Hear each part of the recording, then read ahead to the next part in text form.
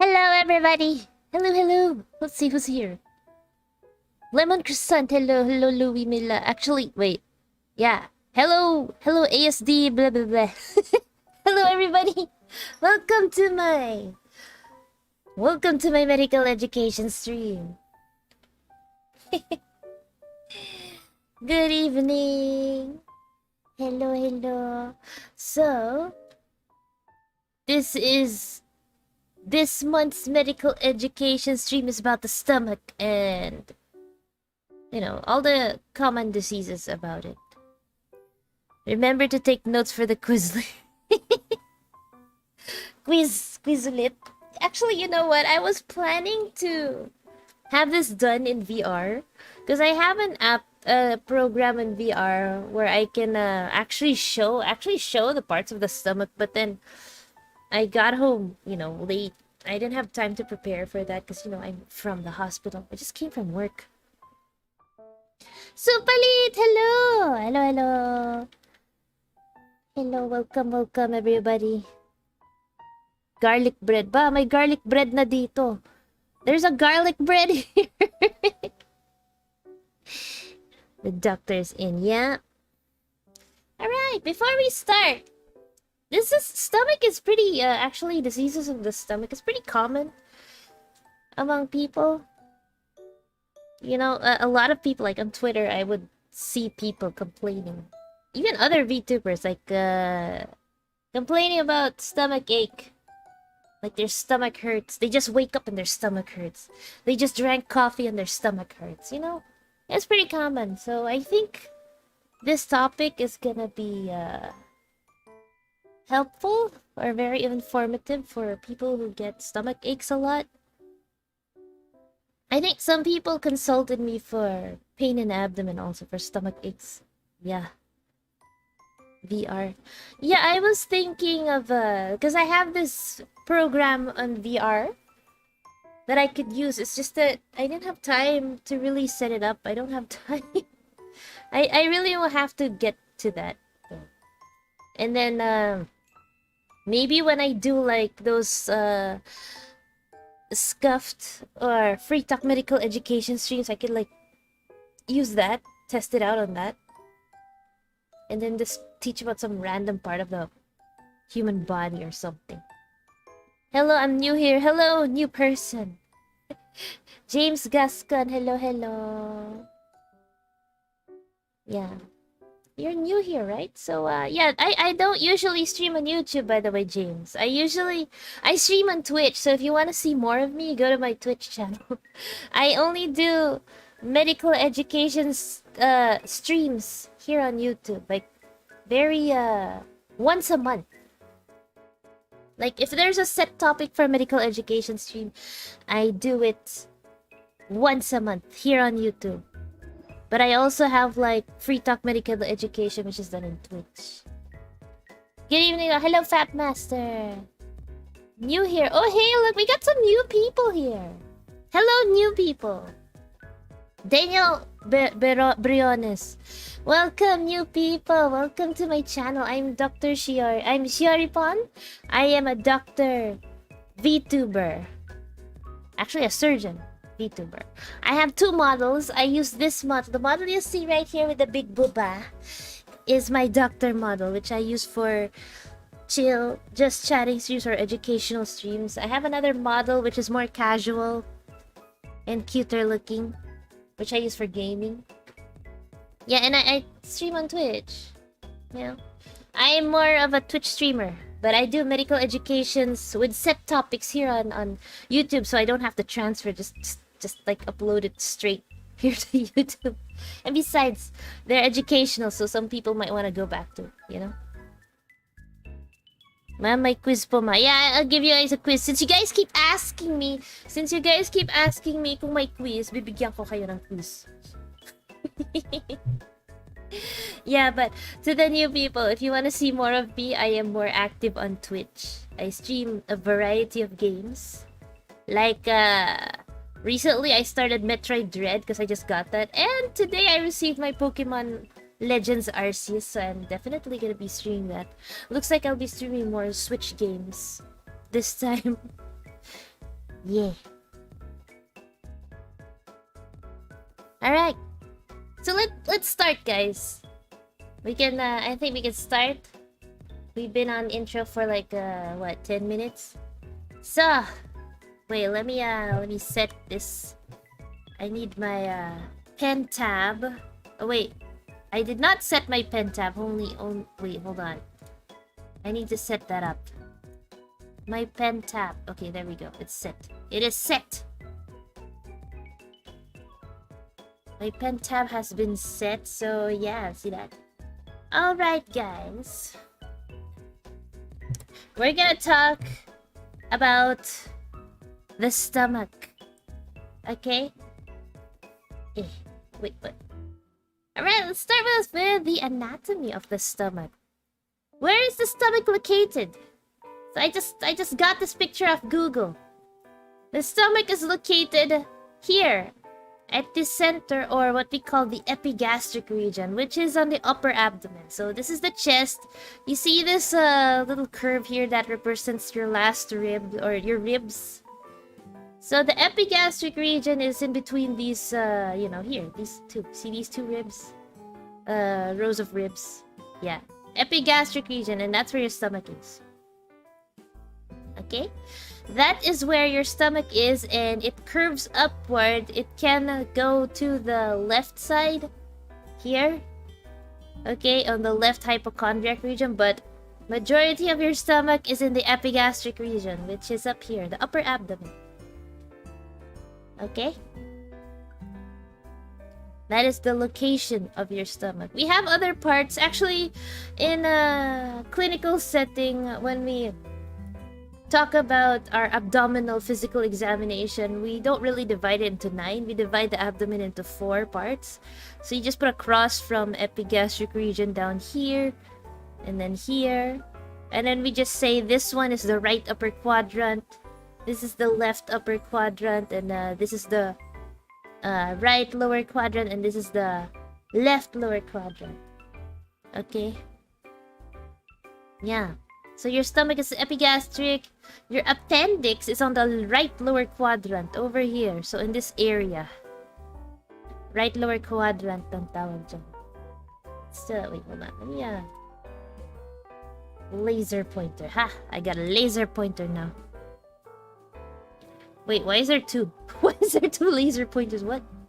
Bruh. Ba't dalawa yung laser pointer ko? Wait lang. Okay.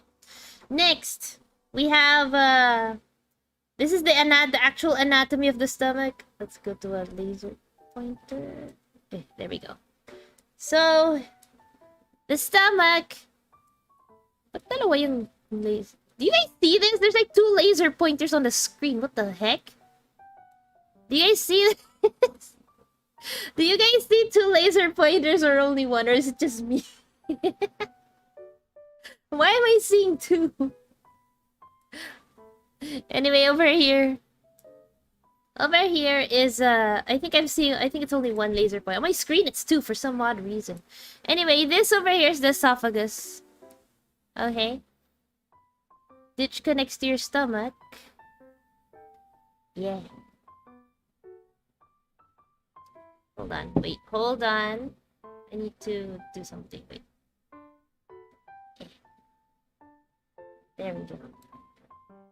1 lang. Okay, yeah. On my screen, it's 2 laser pointers for some weird reason. So, this part of the stomach, the upper part, is called the fundus. Okay? The fundus of the stomach. This right here. Fundus. And then here, this here is the body of the stomach. Over here is what we call the antrum. And then the pylorus. Those are the parts of the stomach. And the part of the stomach that connects to the esophagus is called the cardia. So yeah, here, the cardia. So this is the cardia, the fundus, the body, and then this is the antrum or the pyloric antrum because they're connected. They're really near each other, very closely related. And then, yeah, this is the pylorus. Here we go, pylorus. Yeah, it's weak. So, and the stomach is made out of muscle. So you can see these are layers of muscle. Anterior surface, we got the longitudinal muscle, and then underneath the longitudinal muscle is the circular muscle, and then underneath that is the oblique muscle. So you have 3 layers of muscles here. So if you were listening in your biology class or your science class, you would know the difference between like skeletal muscle, smooth muscle, and cardiac muscle, right? So the stomach is a smooth muscle. Different muscles. 3 layers of muscles. And the stomach is very highly vascular. We call it highly vascular, meaning it has a lot of blood vessels. See these? Blood supply. That means it's hard to devascularize, or even if you cut off one part of the blood supply of the stomach, the stomach won't easily die or necrose because there are a lot of other branches that are supplying the stomach. So it's hard for your stomach to die, in other words. Okay. You got muscles and you got lots of blood supply. So yeah, the stomach won't die that easily. And also inside the stomach, you have these ridges over here called the rugae. Okay, the rugae. They're like little folds inside your stomach. That's how it looks like. Alright? And then here, the pylorus connects to the small intestine, the first part of the small intestine, which is called the duodenum. Okay. Alright. Okay, guys. That is for anatomy. Alright, let's... Wait. What? Okay. Purpose of the stomach. What is the purpose of the stomach? Okay, let's make this an interactive class, guys. I'm gonna go for class recitation here. What is the purpose of the stomach? Sige nga, sa comments ilagay nyo nga. What is the purpose of the stomach?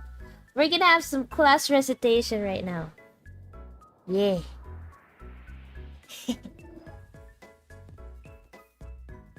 Sa YouTube pala yung stream, nag-note. Yeah, it's in YouTube. If it's a set topic for medical education, it's YouTube. I only do this once a month. To digest, breakdown of food. Okay, what else? What else? Mabusog. Mabusog. What else? Come on, guys. I think I put like three main functions. To break down food, digestion. Yeah, what else? What else? You guys got it. What else? Dumurog ng food. Assimilate nutrients. Napaka-deep naman, assimilate nutrients. Food digestion by the... Okay. Absorb nutrients. Okay, you guys got like at least one right. There's another function, but it's like minor, I guess. Alright, let's go to the next slide. Para malaman kung gutom ka. Alright, yeah. Purpose of the stomach. It's temporary storage of food. And yeah, a lot of you said digestion and breakdown of food, which is right. Mechanical breakdown of food. So when you have food in your stomach, it twists and turns mechanically to break down the food. But your stomach also produces enzymes and other specialized cells to help in chemical digestion. So you have physical and chemical digestion going on here. But another one is storage of food. It's like a big sack in your abdomen. You know, a big sack that stores your food. And while it's there, it just digests. Okay. And produce gastric juice, yeah. It produces enzymes. Gastric juice, yes. The acids. They help in digestion. You guys got it. You guys got it. At least I know you guys are listening in your science class. But yeah, that's basically the 3 main functions of the stomach. It's really simple. Really simple. Okay. So the stomach is actually a very important organ. But people can live without a stomach, and I'll show you later. Because, you know, there are surgeries wherein, you know, you have to remove the entire stomach sometimes, or part of the stomach. Okay. Absorption is more on, yes, the intestines, small and large intestines. Okay, it depends on the nutrients and the, you know, electrolytes and stuff for that. But that goes on a different lecture. Okay. Alright, next. Common symptoms of diseases of the stomach. Okay, very common. Of course, you all know abdominal pain. Abdominal pain, very common. If you have something wrong with your stomach, it will always come out as abdominal pain. It can also be bloatedness, or, you know, feel mo busog ka. Okay.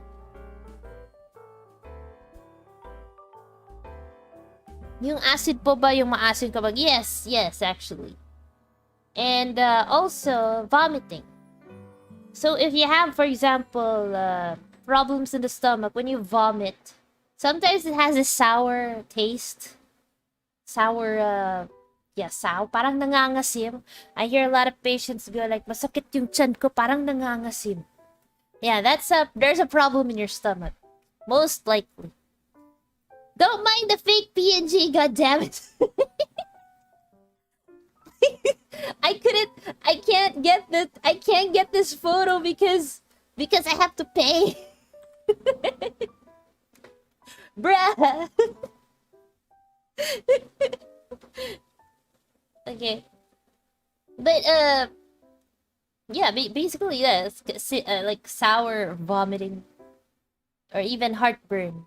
Those are the two most common symptoms, but depending on the exact disease of the stomach, there are additional symptoms, okay? Uh depending on the disease. So, first disease, we got peptic ulcer disease. Or this is shortened sometimes into PUD. Shortcut to PUD, peptic ulcer disease. This is where when you have an ulcer in your stomach. Okay? What are the causes of peptic ulcer disease? Okay, we got a lot. Number 1, most common cause of peptic ulcer disease is, oh, Winsy, thank you for the sub, is H. pylori bacteria. H. pylori bacteria, very common causative agent. Is this certain bacteria that gives you ulcers? Like 90+%. Okay. Next is NSAIDs. NSAIDs is a type of drug or medicine. Usually these are the non-steroidal anti-inflammatory drugs, or usually these are come as pain relievers. So like paracetamol, that's an NSAID actually. Paracetamol, celecoxib, mga ganun. Pain medications are usually NSAIDs. Ibuprofen is an NSAID. Doc, pwede po bang ma-cure gamit Yes, there's a certain regimen for that actually. You don't just take any antibiotics. I'll explain later, okay? I'll explain later. Alright? Caffeinated beverages. So, yung mga mahilig magkape dyan, those people who like to drink lots of coffee, like 3 cups a day or whatever, you are at risk of developing ulcers. If you drink 2 cans of Monster a day, which you're not supposed to do. I mean, personally, I drink Monster, I drink energy drinks, but I don't drink more than 1 can of Monster a day. Actually, in one day, I can't even finish the can. I only drink like half a can in a day, and then the next half is on the next day. Or sometimes I don't even finish it. Even, it goes for Cobra also. Okay. That's any caffeinated drink. So that includes sodas. Coca-Cola, Pepsi, coffee. Coffee especially. Because a lot of people like to drink coffee. Energy drinks. Yeah. Lifestyle factors. This one is less of a risk factor because the most common are the first 3 I said. The bacteria, the NSAIDs, and the caffeinated drinks. Smoking is one. Smoking is one cause. Alcoholic intake, if you take a lot of this, there's a connection between having ulcers and that.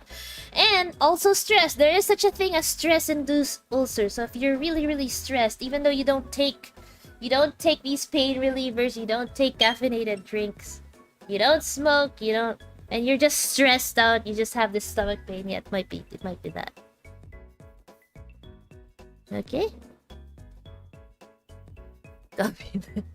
So actually, you know what? People who approach me saying they have parang nangangasim, they say they have a pain in their abdomen and it parang nangangasim, or they have heartburn and all that.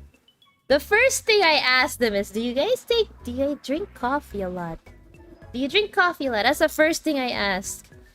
Because for young people or young adults, that one is common. And they would say yes. And I'd be like, how much coffee do you take? And then they say like, I don't know, a lot. So I have to tell them, you gotta reduce that. That's one of the causes. Okay. Alright. Bum, bum, bum, bum, bum. Next, oh yeah, diagnostics. How is this diagnosed? Usually, ulcer disease is a lot of stomach diseases are clinically diagnosed, meaning you don't really need imaging or any other diagnostics to diagnose a disease in the stomach, but the common denominator of all the diagnostics for stomach diseases is endoscopy or esophagogastroduodenoscopy. In short, this is called EGD. In short, it's called EGD, which is where they scope you. They use a camera, a really long, flexible camera. They insert it through your mouth and examine your esophagus and your stomach up to the duodenum. That's EGD. This is done under anesthesia, by the way, okay? You're not awake, you'll be asleep, and then they'll just see it through the TV. What you see here, this image you see here, that's how it looks like. That's how it looks like. How it's done. Okay?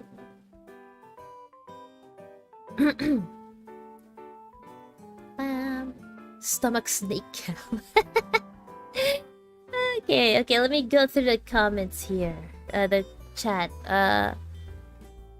How about tea? Oh, tea as a cause?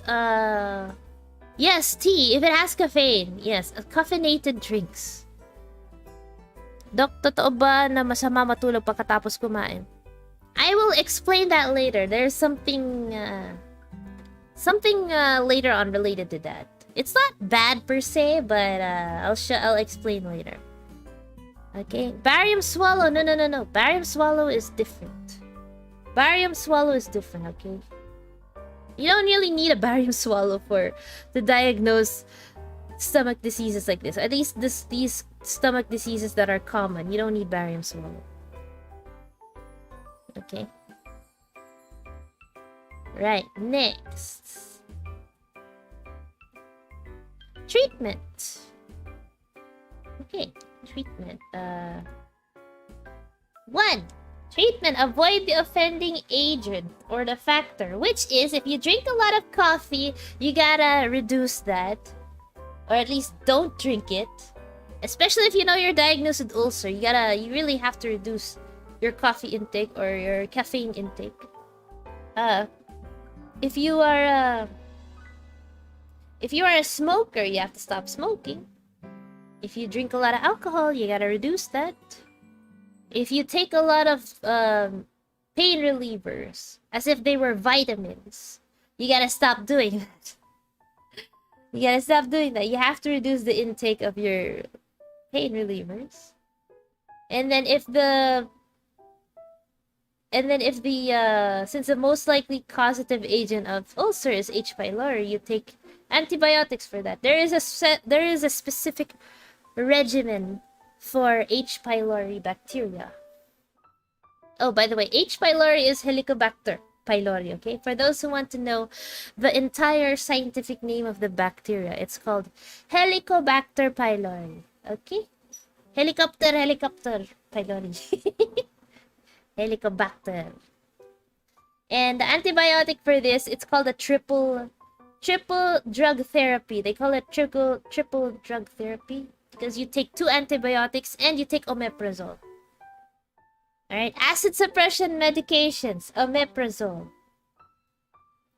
Alright. Ban everyone. Hello, bread. Omeprazole is the most common medication we prescribe for these people. So, if I will ulcers are caused, like I said, they are caused by the bacteria, they're caused by caffeine. The reason why they are the causes is because what they do is cause an imbalance between the mucosa of the protective mucosa of your stomach and acid secretion. So, you know, if you're producing more acid than usual, you will eventually form an ulcer in your stomach because your stomach mucosa is not able to protect your stomach itself. So you get a ulcer. It's like an overproduction of acids. All right?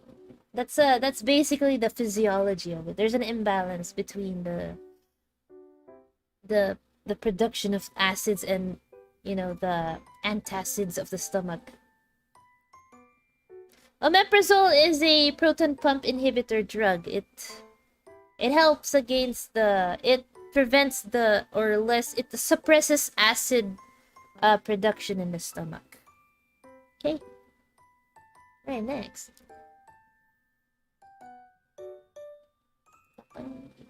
Alright, next disease, bleeding peptic ulcer disease. So if you have POD, you can, there are two things that can happen when you have a peptic ulcer disease. One is this. It can bleed. Alright, you'll have bleeding in your stomach. Sometimes the bleeding is severe. Sometimes it's not, it just bleeds and it stops, but worst case scenario, it just keeps bleeding. Okay? So what happens? So aside from the symptoms I mentioned earlier, there are additional symptoms. If you have bleeding in the stomach, you will vomit blood. Okay? Bloody vomiting is one of the most common symptoms. Aside from having abdominal pain, your vomiting will be bloody. Right? And aside from bloody vomiting, since the stomach is connected, it's a gastrointestinal organ, it's connected to your intestines. Eventually, if you have blood stored in your stomach, it'll be digested. It'll go down the intestines all the way until you poop it out.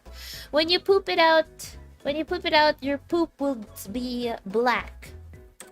Black poop, which is what we call this in medical terms melena. Alright? You know how normal shit is brown, normal poop is brown. But if you have black poop, like really black, tarry black, like this. It looks like this actually. This kind of poop. What color you see right here? It looks like that. That's melena. When you have this, it means that there is bleeding in the upper gastrointestinal tract, usually in the stomach and the small intestines. Okay? Does it bleed into itself or like out into the body? What do you mean? The bleeding in the ulcer? If you bleed in the stomach, assuming that there's no perforation, it stays in the stomach and you either vomit it out or you poop it out. Yeah. Melena is different from like really bloody stool. If you have like red stool or really, red bloody stool, that means the bleeding is in the lower gastrointestinal tract or usually the large intestine. But since we're talking about the stomach, the stool, if you ever poop the blood out, it's gonna be black or called melena. Okay. Next. Alright, diagnostics again. Diagnostics, we got the EGD, endoscopy or esophago-gastroduodenoscopy. He said, majority of the stomach stuff, you need an EGD. Okay.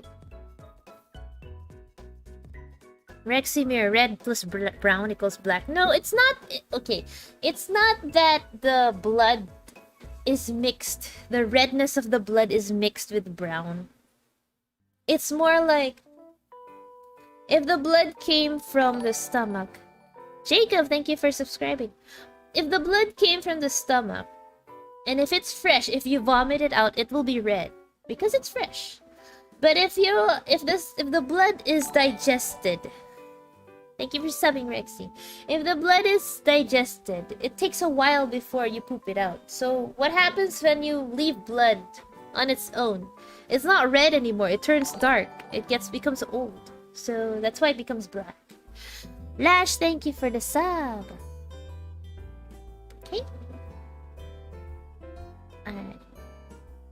Next. Blood. Okay, this is blood test. This represents blood tests. Okay, because when you have bleeding in the stomach, you might need to check the hemoglobin of a patient. Because if they keep bleeding and bleeding and bleeding. Means they're losing blood in their body. You need to know their hemoglobin.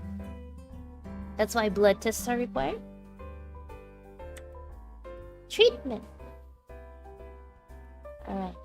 What is the treatment for bleeding peptic ulcer disease? Again, EGD. Why? Why is EGD a treatment also? Aside from it being a diagnostic, the EGD, it's a procedure, like I said, it's a procedure that uses a camera, a flexible camera that you go through the mouth, through the esophagus, into the stomach. You can do other things as well. You can stop the bleeding using this procedure. Actually, an EGD is a therapeutic procedure as well. All right. You'll also need to do acid suppression, because why is the ulcer bleeding? Why do you have bleeding in the stomach? It's caused by an ulcer. You have to control the ulcer. That's why you need acid suppression. And blood transfusion for those who have low hemoglobin. Alright? So that's why. These are the treatments. Not surgically rarely needed. Usually these are treated already medically and by esophagogastroscopy or EGD. Okay?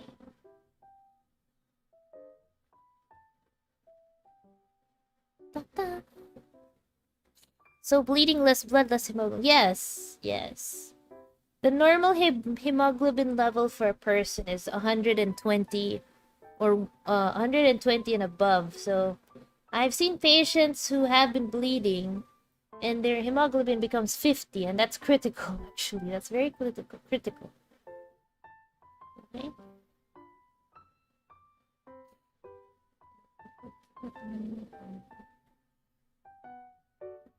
I was drinking ferrous sulfate before and my poop becomes dark. Okay, I'll tell you why your poop becomes dark. Okay, when you take ferrous sulfate, it's because actually the cause is iron.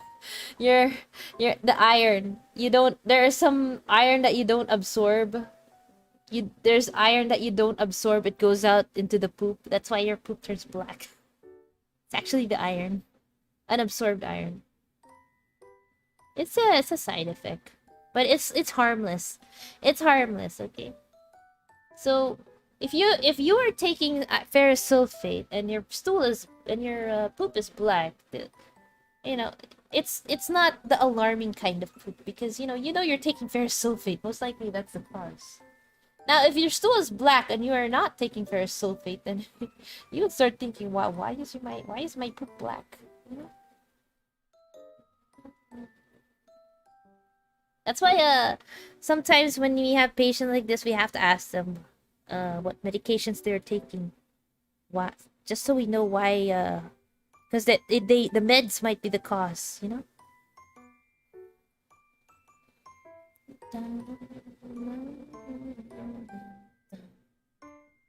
Okay, next. What's the next one? Alright. The next one, if we have bleeding peptic ulcer disease, we got perforated peptic ulcer disease. So just from the word itself, perforated, that means basically nabutas yung bituka mo or nabutas yung tiyan mo. This one is also a critical disease. A very critical disease. You have to diagnose this as early as you can. Alright, what are the symptoms? Okay. Symptoms are different from bleeding. You do not vomit blood here. You do not poop blood here. Well, it's possible to vomit blood because, of course, there could be bleeding. But it wouldn't be as much as a actively bleeding ulcer. So you would have abdominal pain. But compared to the usual peptic ulcer disease, this one is severe abdominal pain. Like really severe. These are the type of patients who come into the ER complaining of very, very severe abdominal pain. That parang tumitigas yung tiyan nila, they would say that. And On physical examination, if you examine these patients, their abdomens are really rigid. Rigid, like a board, like really hard. Shidoni, thank you for subscribing. Really hard. Okay, it's different from when you have a peptic ulcer disease that when you palpate the abdomen, they'll say it hurts, but the abdomen is soft or it's not as hard. This one is like really hard, like a board-like rigid abdomen. Okay,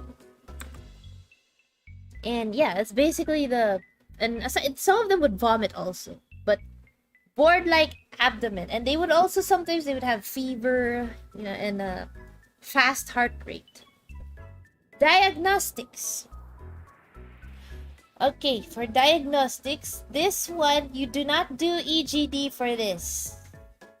Okay, EGD is not done for this. When you suspect a perforated stomach, when you suspect a perforated stomach, one of the diagnostics we request is actually a chest X-ray. A chest X-ray. A chest X-ray where they are standing upright. I will tell you why. Why chest X-ray is one of the first things we order. If we suspect a perforated ulcer. I actually have photos of X-ray right here. Yeah. Alright. I will show you guys why we order a chest X-ray. So, I don't know if some of you were here when I talked about X-rays. We actually had a few, I think it was last month or the other month, where we talked about X-rays. Alright, I'm gonna look at this. This one over here on the right is a normal chest X-ray. Okay? This is a normal chest X-ray. Over here on the left, it's not normal. Okay? It's not normal. Paano po kung hindi makatayo ng patient? What we do is we have the bed up, so it'll be a sitting position. They have to be upright. Alright? So, what is the difference, or what is the difference between the two? There's a black arrow here pointing to the difference already. Here, you see this? This right here. Okay, it's not here. Now, in an X-ray, when you have a white, the color white means that what you're looking at is dense. So the whiter it is, the denser the object, or no, not the object. The denser the structure is. So that's why, look at the spine. The spine, it's white. Bones are white. Okay. Bones are white. Or, you know, solid. Solid, I think that's the right word. White means like solid. And if it's black, it's air. It's air. Alright? Black means air, and white means solid. That's basically it. So, that's why, you know, lungs, it's black. Black to dark gray, because, you know, when you inhale air, it's air. Now, here, on this one, you see this right here. This means there's air inside the abdomen that is not supposed to be there, because this is a normal chest X-ray. This over here, this line you see right here and here, right, you can see it here too. That is the diaphragm. That's the muscle that helps you breathe. It separates the thorax or the chest from the abdomen. And then the white shadow over here is the liver. Okay. And this would be I think this is an intestine. Sometimes you'll see the stomach here. The stomach it's common for the stomach to have air. So yeah. Right? So here, there's air. Free air. Okay? That's air. So if you have free air in your abdomen, it's not supposed to be there. If there will be air in your abdomen, it has to be inside the stomach or the small intestines. So if you have a hole in your stomach or a perforation in your stomach, that means air can escape. Right? And it goes out and you can see it in the chest X-ray. That's why When we suspect a perforated stomach, we order chest x-ray, and the moment we see that, oh, we know that there is a perforation in there. Okay. CT scan is another diagnostic. I don't have an image of how the CT scan would look like, but it's also the same as an x-ray in the terms that if you see free air in the abdomen, you know that there's a perforation. Okay. Right. Treatment. So, a patient comes in complaining of severe abdominal pain, really severe. He just suddenly, he said he had a party, he drank a lot of beer, and then suddenly he had sudden pain in his stomach area, in his abdomen. Like severe pain, it won't go away. So he went to the ER. And then when he comes to the ER, his heart rate is fast, more than 100, and then he can't lie down straight because it hurts. So when you palpate or feel his abdomen, it's board-like, it's rigid, and it hurts all over. Like if you lightly press it, he's in pain, and it's so rigid. So you order an x-ray, chest x-ray, because you think, oh, maybe this guy has a perforated stomach, right? Perforated ulcer. Order chest x-ray, and we see the air, the free air here. Oh yeah, by the way, we call this pneumoperitoneum, okay? We call this pneumoperitoneal. The moment we see that on the x-ray, it's a surgical abdomen. Okay, it's a surgical abdomen. That's why the treatment is an emergency exploratory laparotomy. Okay, you gotta prepare the patient for surgery. That is a surgical emergency. Like, no other way. Okay, so we get a lot of these actually. There are two ways to operate on this. And the first one is omental patching, or we call the Graham's patching. And the second one is partial gastrectomy with vagotomy. I will explain each one, but most of the time we do omental patching or the Graham's patching. Okay. Hold on. Alright. Now.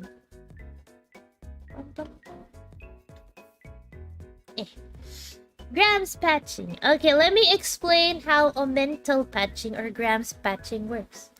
Omentum is the fat here. You see this? These yellow... This stuff is fat. It's like, you know what they call it? You know how they say the mitochondria is the powerhouse of the cell?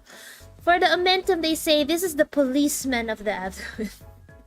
The policeman of the intestines or the abdomen. Okay?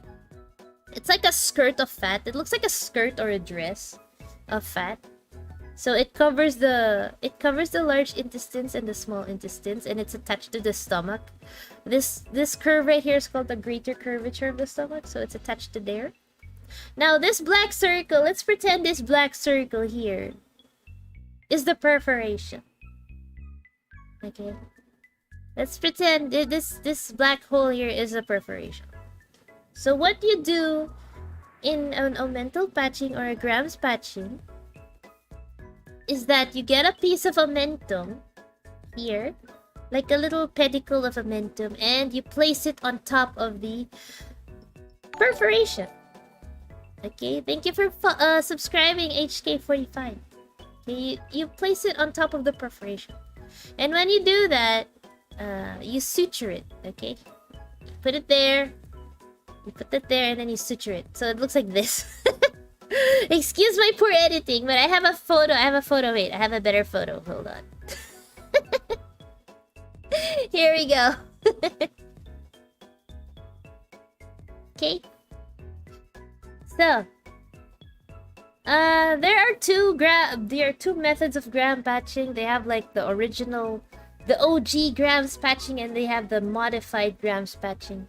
So the OG The OG grams patching is when you literally just put the omentum on the perforation and suture it like this right here. This right here. Oh wait. Am I right? Am I saying it correctly? Yeah, I was right. You put it on top like this. Like you don't in the modified grams patching, you suture it the perforation first. You suture it close and then you put an omentum on top of it and suture it again. But in modified, you just put the fat on top and then suture it. That's it. Okay. Doctor, will you be doing medical streams weekly? It's monthly. I do it monthly. Once a month for medical education streams that have a set topic like this. This is stomach. I do it here on YouTube once a month. And medical education streams that are free talk where we talk about anything under the sun that's medical related, YouTube videos and whatever. I also do that once a month, so technically that's 2 medical education streams a month. But I do it on Twitch, okay? Alright. So that's how it look like. Right? That's grams patching. Wait.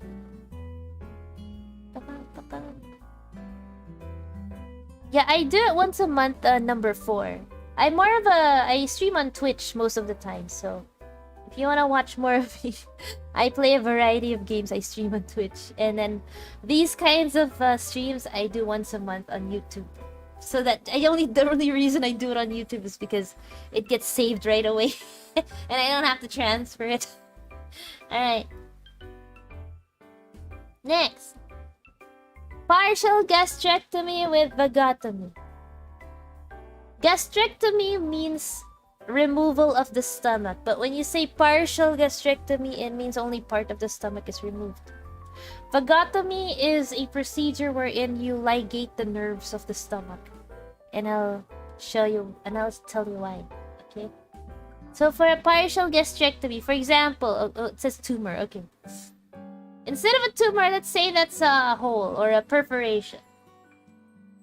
You can't. Let's say it's a perforation that you can't just simply close with suturing or putting, grams patching. It's a big perforation. If it's too big, you have to resect that part of the stomach. So you remove it. You cut from here, cut here. Now you're left with this part of the stomach that's open and this part of the intestine. What you're gonna have to do is you're gonna have to put them together. Okay? And there are many ways to put them together. Okay? So it's like reconnecting tubes, actually. This one is a Bill Roth to gastrojejenostomy. Jejenostomy meaning gastrojejenostomy meaning it's connecting the stomach, gastro, and the small intestine, or the second part of the small intestine, which is the jejunum. So gastrojejenostomy. Like that. Ikaw po ang nag-aanda ng... Yes, I prepared this PowerPoint. Okay. So, I will... Wait. Where's the... the next one is vagotomy. Here. There are different types of vagotomy. You have to find the nerves connecting to the stomach. And depending on which one you want to do, if you want to do a truncal vagotomy, you're going to ligate or cut this part of the nerve and ligate it. If it's a selective one, you have to look for the distal parts of the nerves here. You cut it and tie it. The reason why you do this is you're trying to stop the stomach from producing too much acid by reducing the innervations of the nerves of the stomach. The innervation. Now, this procedure, the gastrectomy with vagotomy, this is a very major procedure. It is rarely done for perforated peptic ulcer disease. It is very, very, very... It takes long. This is the kind of surgery that could take 6 hours? Sometimes patients who have perforated peptic ulcer disease, they come into the ER, they are unstable.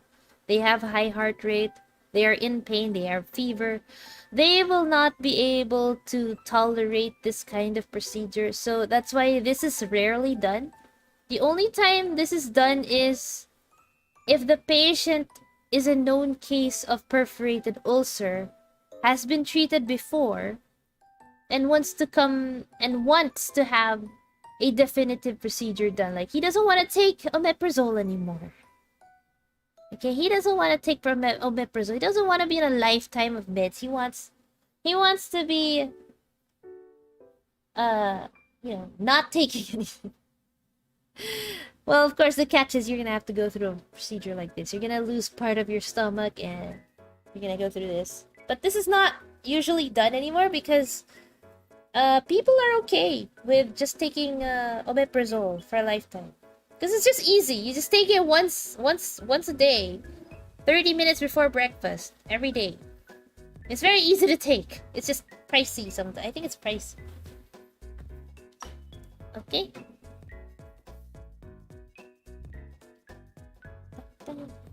Bogotomy. Bogotomy. Okay.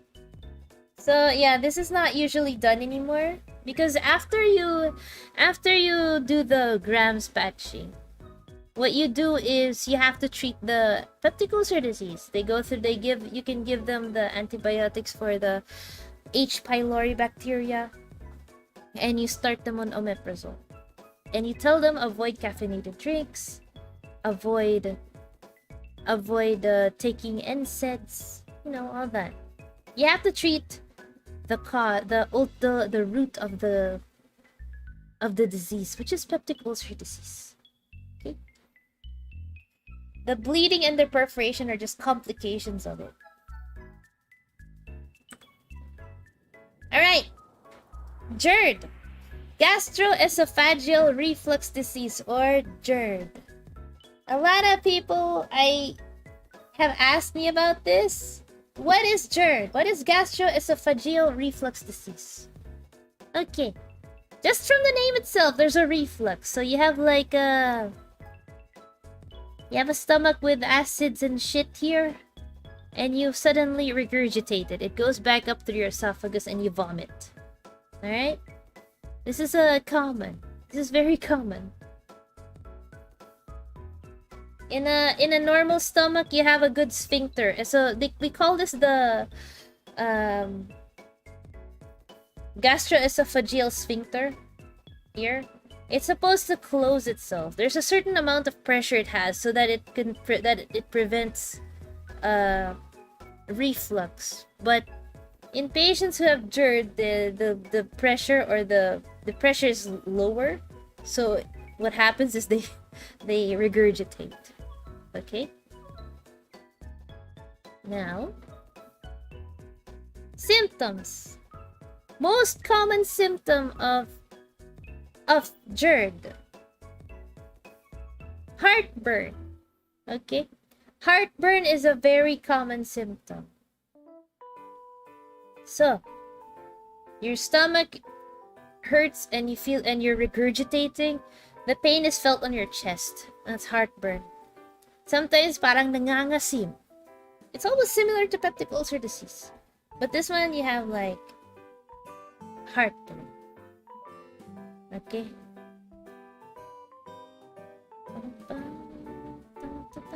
Next,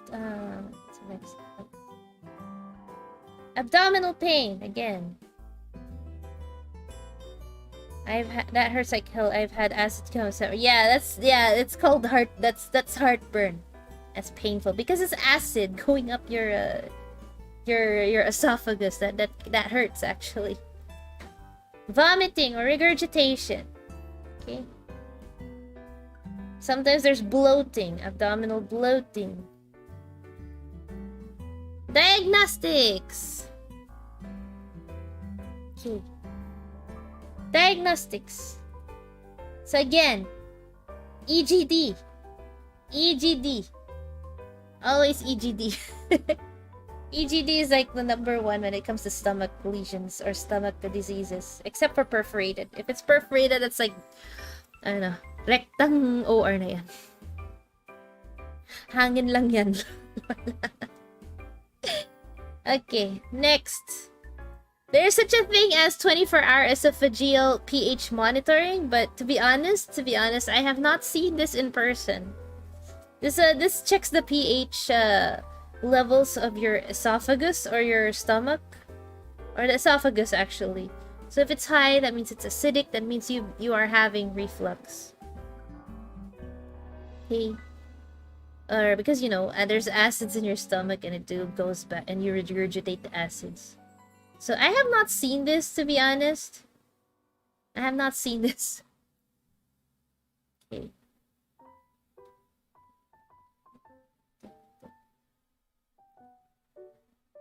Alright, hold on. Okay, we got a spam. Why are you spamming on my chat, man? Bruh. Do I have a mod here? Someone's spamming. Anyway.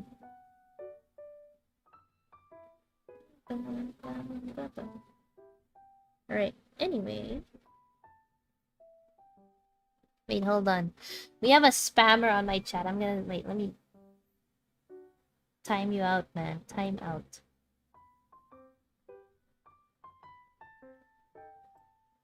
Okay. Alright. Yeah, I timed them out. Okay, let's continue. Wait, where am I? Okay. GG, no mods. Yeah, that's okay.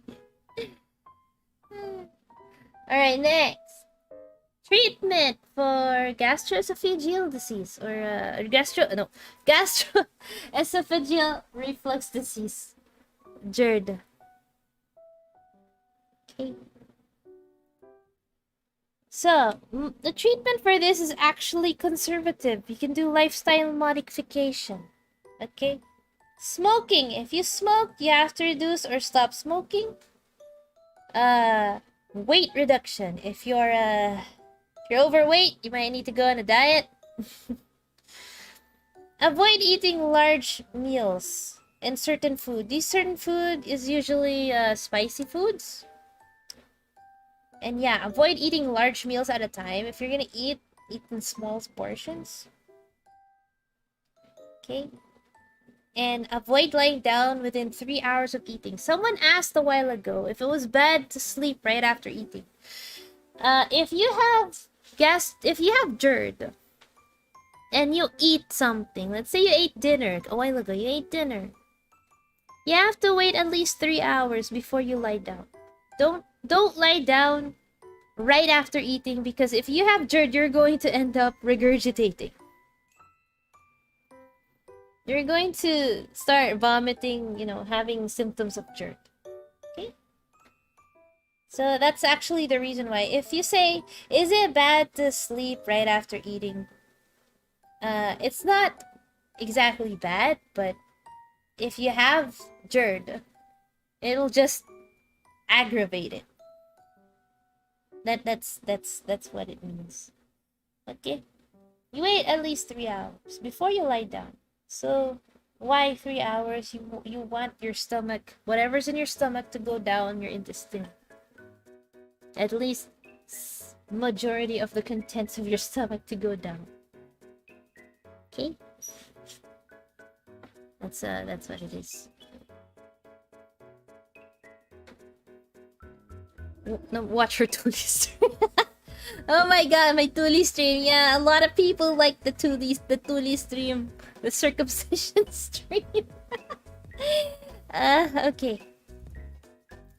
Treatment. Omeprazole. Okay, this omeprazole is the magical drug for your stomach. It's the magical drug. So, if you have hyperacidity, aside from antacids, take this omeprazole. Okay, this is like 1 tablet a day. 40 milligrams per tablet, 30 minutes before breakfast, and you take it once a day. Okay? Very helpful in stomach acidity. It is the medicine we always prescribe.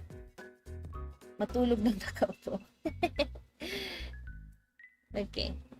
This is the magical drug, guys. Now, what if medications don't work? What if medications don't work? There's there's a surgical option, okay? There's a surgical option which is called Nissen fundoplication. If you tried conservative management, you tried medications, and you still have symptoms, despite all that, then you need surgery. Okay? So this one is the Nissen fundoplication, wherein you take the fundus of the stomach and then you wrap a portion of the esophagus with it, and it looks like this. Okay?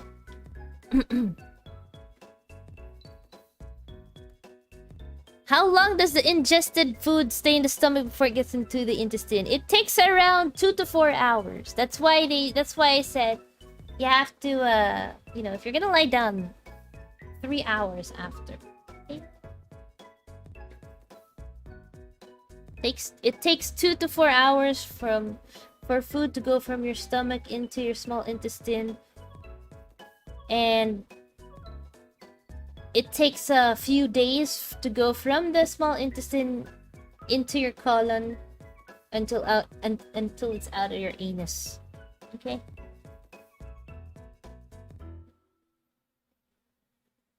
So yeah. This infant application, I have seen this once. I have assisted in a surgery like this once before. It is not commonly done because, like I said, a lot of the diseases of the stomach it's easily treated with medication. Like I said, omeprazole is the magic drug for this. Okay. Next, okay, the final disease of the stomach is gastric cancer or stomach cancer. And cancer, immediately if you've diagnosed cancer, you gotta do surgery. Okay, so say you have cancer of the stomach, you have to do surgery, which is, like I said, in the perforated peptic ulcer disease, it's a gastrectomy. You got partial gastrectomy depending on where the tumor is, or there's a total gastrectomy where you take out the entire stomach. And all that's left is you connect small intestine to the esophagus. I won't explain anymore why it's not directly connected. There's a reason why, for example, you remove this part of the stomach, but instead of directly connecting the small intestine to the stomach, you actually close the end and do a loop. It is actually complicated to explain, but there is a reason why we do that. It's the same here. You remove the whole stomach. You don't just connect the tip of the small intestine to the esophagus. You have to make a row and Y here, or an esophagojejunostomy and then a jejunojejunostomy. There's actually a reason for this, but the reason is actually very complicated, and it's gonna take another another set of slides to do that. Okay. Cancer is scary because it's deadly. Yep, indeed. And that's the end of my PowerPoint. Okay. That is the end of my stomach lecture. You guys have any questions? And by the way, this is the first time I did a set topic medical education stream where I didn't need bread for censoring. I usually have sir-wheat bread's body to censor stuff, but this time I didn't need it. I didn't need him anymore. There's nothing to censor. This is a very say-so stream. Say-so medical education stream, guys.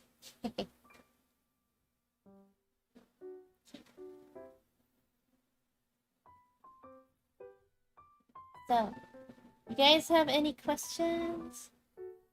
Yeah, if you guys have questions, I can address them now. It already ended. Yeah, usually my medical education streams take like an hour and a half. But I entertain questions. Okay.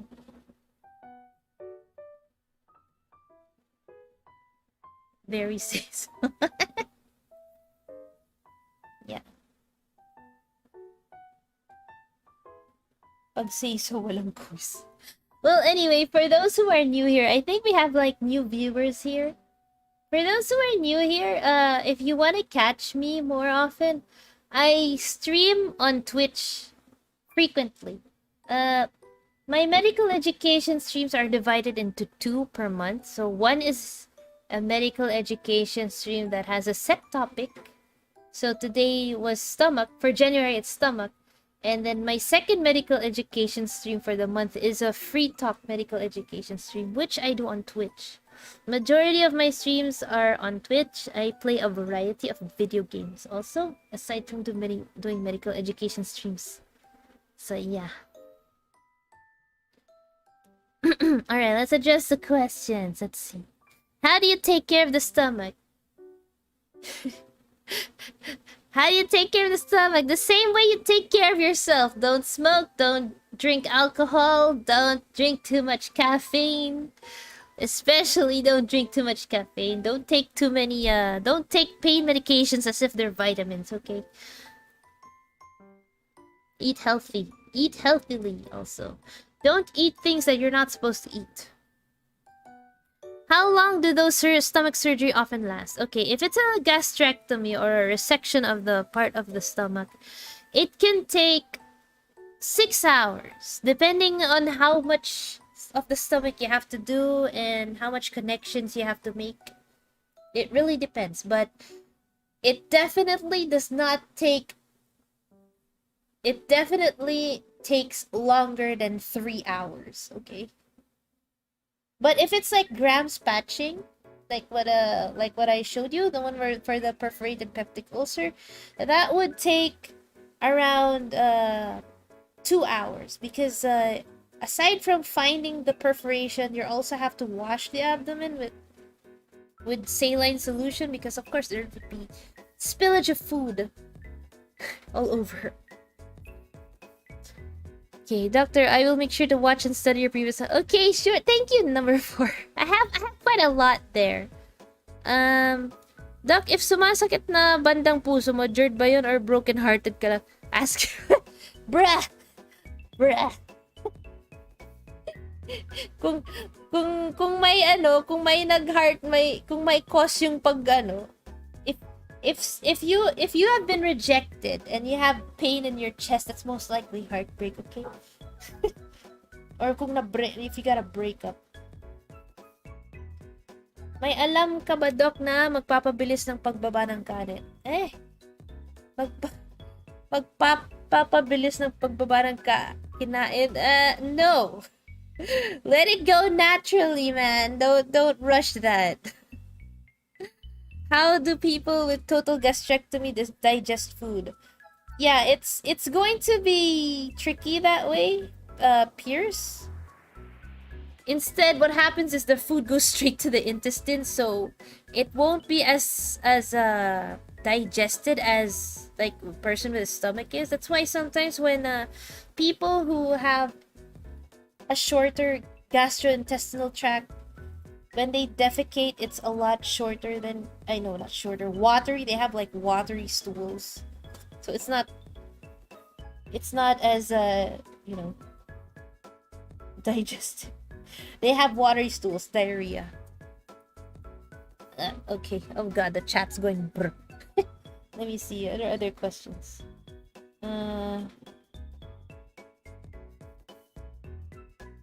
How do you handle your time working, resting, and making teaching materials? Oh, I make time. Sometimes I don't stream every day. I don't stream every day. Jmart. I usually stream 3 times a week, because I have work and there are times when I want to rest. If I'm at work and there's nothing, and if the work is light and I'm not really doing anything, that's when I can make my PowerPoint, actually. So yeah. What else? How about vaping? Does it affect the stomach? Vaping! Yeah! That would count also. Because that's a form of smoking, actually.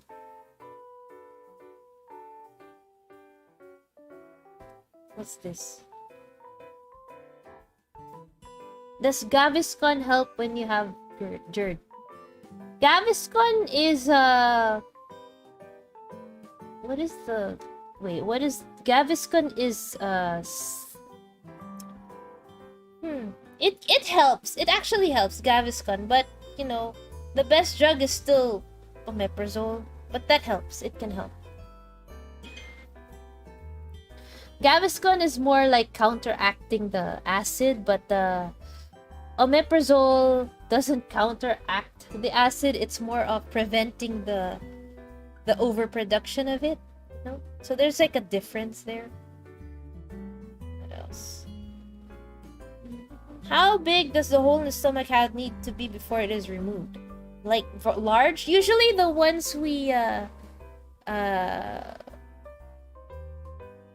suture close in the grams are like 1 centimeter big or small.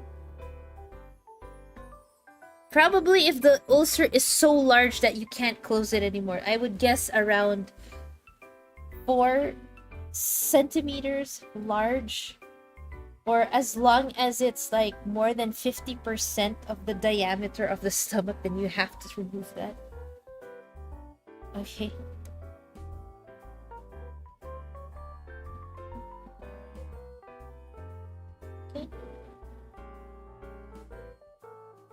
Okay, what else?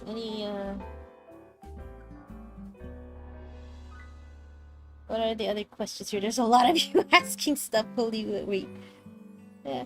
Is it better to frequently eat small quantity of food rather than eating large amount at once? Yes, actually. That's why, you know how some health instructors, they would say eat small portions frequently rather than binge eat.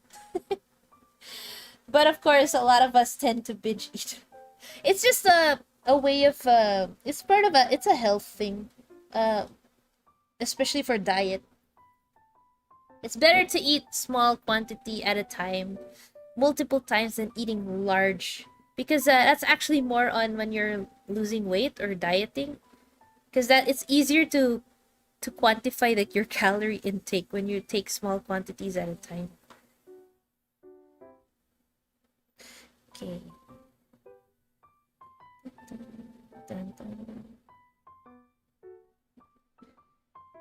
Okay. All right. So, yeah, that is my that's my medical education stream all about the stomach. I have a You guys have any more questions? And yes, again, for the new people here, I stream on Twitch most of the time. Well, not really most of the time. I stream on Twitch all the time. My schedule, I usually post my schedule of the week every Sunday on Twitter and on Facebook. So I usually stream 3 times a week, sometimes 4. Sometimes 4. And I play a variety of games, like I said. Recently I started playing Metroid Dread because I got that game on the Switch. And just today I got Pokemon Legends Arceus, so I may be streaming that sometime next week. I sometimes play Valorant with viewers. I play Valorant with viewers. What else? Yeah, I played any, usually variety. I play a variety, FPS, RPG, anything, whatever I feel like playing. And sometimes I do just chatting streams, like really chill, just chatting streams. And karaoke. Oh, I also do VR chat. Okay, I also do VR chat streams. Because there's a lot you can do in VR chat. Okay.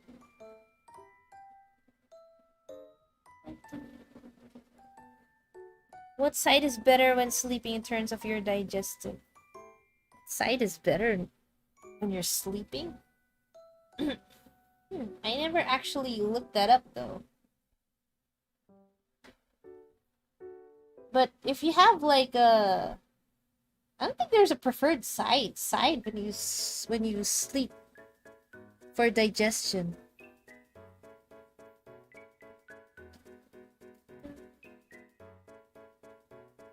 Is there a way to lower an appetite? When I eat normal portion, it makes me hungry very fast. My tummy would growl after an hour. Okay, that's more of a dieting thing, but you know what? The secret to that, at least for me, okay, when I before I went on a diet, before I had a diet regimen, what I do is I would drink a lot of water to make me feel full. I would drink a lot of water. That's why it's important to drink water, you guys. Don't always drink coffee or caffeinated drinks, guys. Always drink water. You gotta stay hydrated.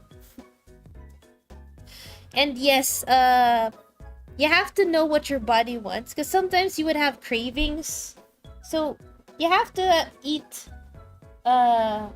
You have to be eating properly. That's one thing. The right amount of protein, carbs, and fat in your diet. That's actually a different topic altogether. That's nutrition. That is nutrition. But let's say in general. In general, let's assume you're eating properly, but you still feel hungry. What I do is drink a lot of water. In between, drink a lot of water. Because that helps you feel full. Okay. How painful is med school? Oh, it's very painful. Med school is very painful. If any of you guys are planning to go into med school, I think like someone before asked me tips for surviving med school. Or tips for surviving med school, and all I can say is just good luck. Good luck. Because med school is really hard. It's hard. It ain't easy. I'm telling you right now, if you guys are planning to go to med school, you gotta be prepared to lose your sanity. Be prepared to not have a social life. Well, no, actually, in med school, you can have a social life, but when you enter, clinicals, especially when you're in your fourth year, when you're doing clinical stuff already, be prepared to not have a social life. You have a pre-med course that's related to medicine. Yeah, a pre-med course can be. There's a lot of pre-med courses like nursing, biology, psychology, a lot. What textbooks would you recommend when going to med school? When you go to med school, they will tell you there are a certain set of textbooks you use, and you don't change that. Like, for example, for pediatrics, it's Nelson's pediatric surgery, which is ridiculously thick. It's probably like... Wait, let me look. I still have it here. Let's see. Nelson's textbooks is like... What, 4 inches thick or something? That's how thick that damn book is. For internal medicine, you have the Harrison's Internal Medicine, which is 2 volumes. 2 volumes that are like, what? 3 inches thick. So imagine that. You will have, for surgery, which is the Bible of our department, which is our specialty, is Schwartz. Schwartz Principles of Surgery. And that book is freaking 4 inches thick, I think. Yeah. Okay. And for neurology, I think it's Adams or something. Adams and Victor's Principles of Neurology. Yeah, you will be using a lot of thick-ass textbooks.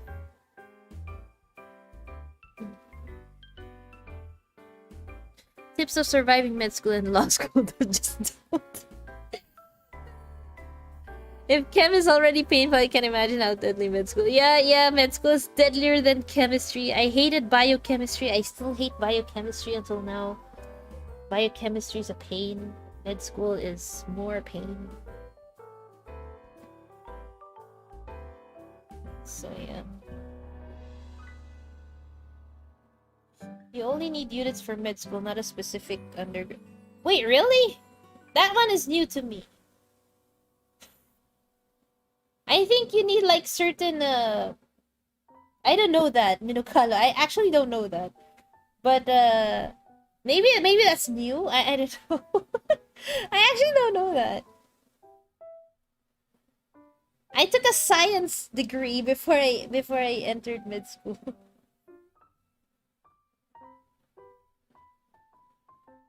But yeah, if you're gonna enter med school, it's tough.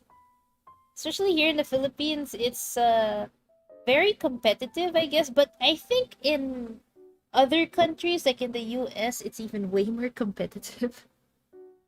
It's and it's expensive. Actually, we get here in the Philippines, sometimes we get foreigners taking med school here because it's a lot cheaper. We have a Our tuition for med school is a lot cheaper than in other countries. Like if I remember correctly, okay, I don't know how much it is now, but when I was still in med school, tuition was like 100,000 something per semester. 100,000 something pesos per semester. That is expensive. That's how expensive it is in Filipino terms. But if you compare it to like US, it's way more expensive. I think it's per semester. Is it 100,000 per semester or 100,000 a year? I don't remember. I may be wrong. I think it's a year. I think it's a year. I might be wrong with my I think it's a year. 100,000 pesos per year, not per semester. I'm sorry. Per year. So that's like $2,000. In the US, I think it's like 5 digits. Like $50,000 or something. I don't know. 100,000 per year. I think I got it wrong. It's not per semester. It's per year. Per year. In US, it's way more expensive.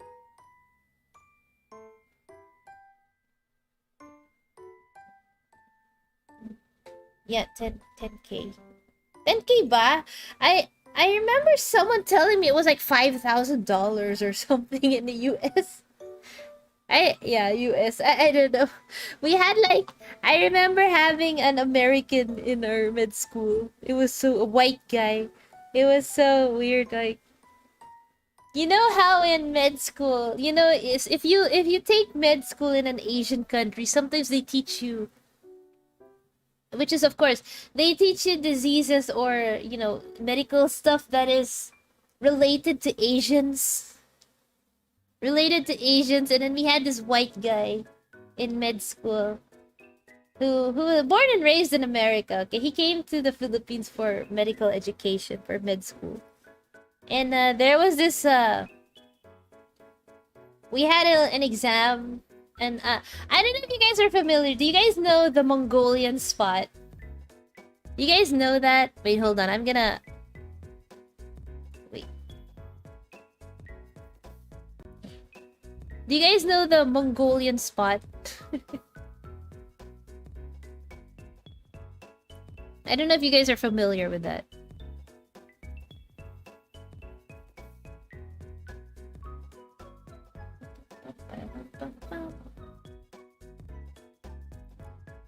Alternative medicine. Wait, hold on. I need to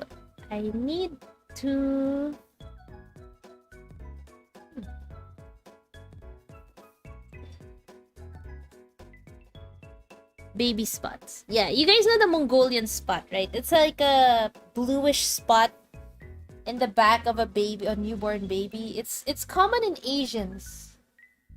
It's common in Asians. Mongolian spot. It's a blue spot at the back of, usually in the butt of babies when they're born. It's an Asian thing. Yeah, it's an Asian thing. So, in our one quiz during med school, the professor showed a photo of a baby with a blue spot on its back, like a newborn baby with a blue spot on its back, and all of us were like, and he was like, identify what this is, diagnose this patient, and we're like, And we were like, oh, it's a Mongolian spot. Mongolian spot. And the white guy was like, this child has been abused. The white guy said this child has been abused. And we were like, what? Like, it's a Mongolian spot. Do all infants have those? It's Asian. It's an Asian thing. Most Asian babies. It disappears when you grow older. It doesn't stay. It's an Asian baby thing. So it's an Asian thing. White people don't get it. That's why when he saw that, he thought it was like child abuse or something.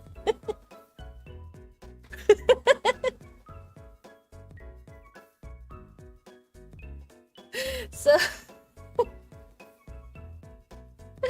why is it called Mongolian spot? But I actually have no idea why it's called a Mongolian spot. They just taught us that it's the Mongolian spot. But yeah, it was kind of funny. They disappear after a while. You don't keep that. It's a baby thing, an Asian baby thing. He thought the child was abused, like when you have bruises, because it looks like a bruise. It literally looks like a bruise. So he thought the baby was abused or beaten or something. Yeah, he was like, it's child abuse, and we were looking at him like, what? Like, what? It's a Mongolian spot. And he's like, what's that? And we taught him what a Mongolian spot is.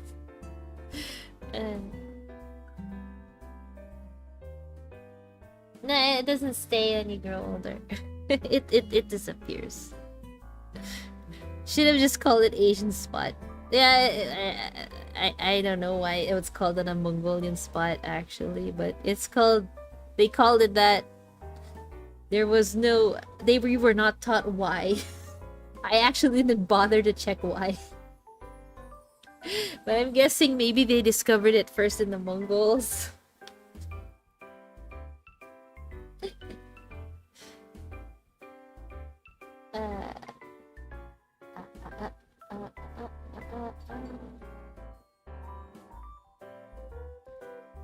At least they learned. Yeah, at least they learned.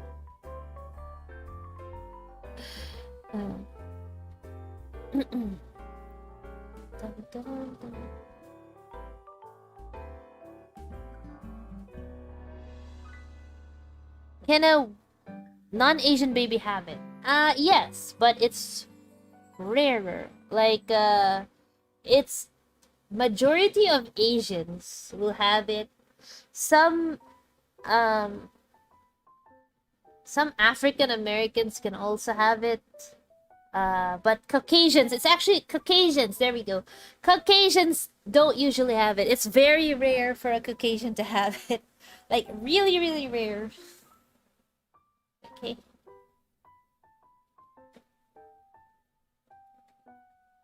Maybe if they have an Asian parent. Yeah, most likely if they have it, they probably have an Asian parent. Probably a Mongolian discovery. Yeah, that's what I think. That's why it's called a Mongolian spot. Alright, so what time is it? It is 10. I think we are good, right? How long have I been streaming? I've been streaming for like an hour and 30 minutes, I think. I think we can end here. So again, thank you everyone for coming to my stream. Thank you very much. We have more viewers this time than last time. I'm glad. Thank you so much everyone for coming to my medical education stream. For those who are new here and don't know, for those who are new here, okay, I have a Twitter. Let me. This is my Twitter account.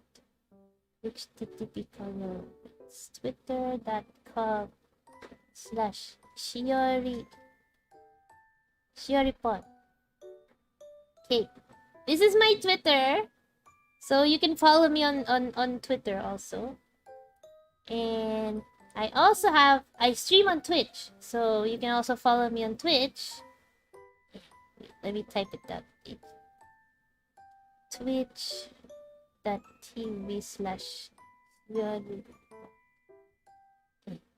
There we go. And like Twitch. Yeah. So my next stream is gonna be next week. I usually post again. I usually post my schedule on Twitter and on Facebook.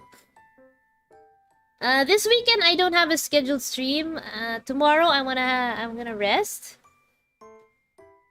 I am gonna rest, and on Sunday I am on duty, so I can't stream. I will be streaming on Monday though. Monday night.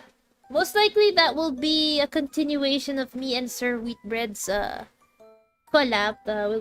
We'll be playing It Takes Two, and then I'll be continuing Metroid Dread sometime next week, and I'll start Pokemon Arceus also.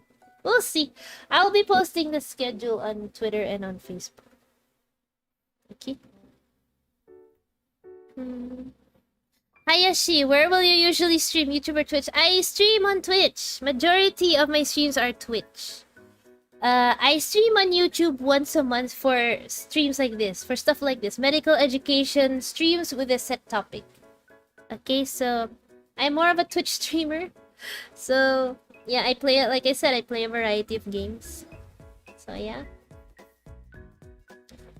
I use 2 models, by the way. So you might be surprised that when I'm streaming on Twitch and playing a game, my model is totally different from what I'm using right now. This is my doctor model.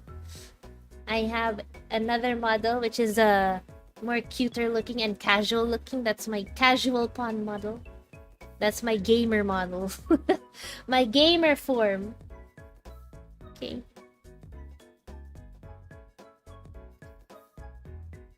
Yeah.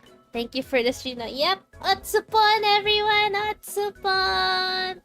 Thank you for coming to my stream. I appreciate all of you. And thank you for the new subscribers. Thank you so much.